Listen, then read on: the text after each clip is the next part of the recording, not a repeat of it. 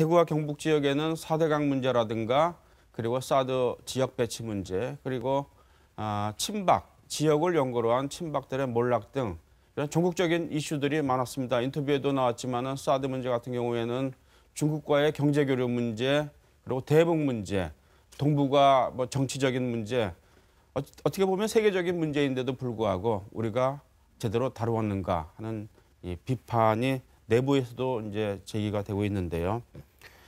자, 이 같은 이슈들 그동안의 지역 공영방송의 태도는 어떠했는지 그렇죠? 도성진 기자부터 한번 얘기를 해주시죠.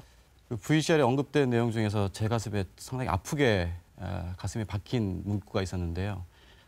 지역 주민들이 더 이상 이제 지역 공영방송과 소통하지 않는다라는 문구가 너무도 아프고 또 저 자신을 반성하게 만든 것 같습니다. 당장 지금 보도국에 걸려오는 제보 전화만 보더라도 제가 입사했던 14년 전과 비교하면 거의 제보 전화가 오지 않고 있는 거나 마찬가지거든요. 네. 그만큼 실망이 크지다는 점 충분히 제가 이해하고 반성하는 의미에서 오늘 방송에 임했고요. 지난 우리의 몇 년을 되돌아보면 좀 심하게 얘기를 하면 법을 위반하지 않았냐라는 생각을 하는데요. 네. 그게 왜 그러냐면 제가 자주 꺼내보는 방송법 조항이 있습니다. 방송법 6조 공익성과 공정성 관련된 조항의 5조를 보면요. 5항을 보면요.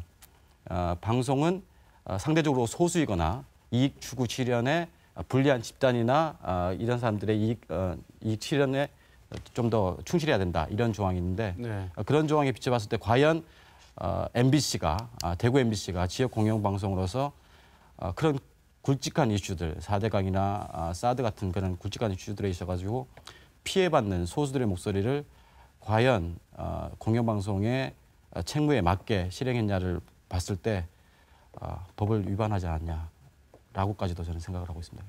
네. 우리 이제 지역 언론 특히 이제 지역 언론 얘기니까요. 네. 지역 언론의 이제 불공정한 보도의 대표적인 사례를 꼽는다면은 이제 아마 80년 8.15 광주 지역 언론들 사례가 아니겠습니까? 그때 이제 군인들이 그 세금을 내는 국민을 향해서 발포하는 상황에 침묵을 했었고요.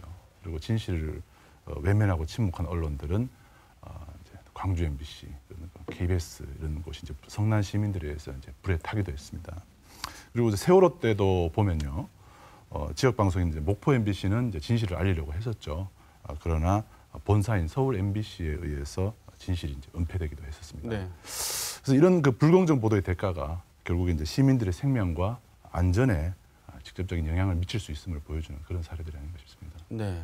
예, 오늘 다루고 있는 이 주제가 굉장히 사실은 복잡한 문제라고 생각합니다. 네. 왜냐하면 오늘 주제에 이제 많은 반성과 이런 점검의 내용들이 들어가 있어야 될 것이라고 보지만 여기에는 이제 지역 공영 방송이라는 이제 세 가지 포인트가 한꺼번에 다 들어가 있습니다. 네.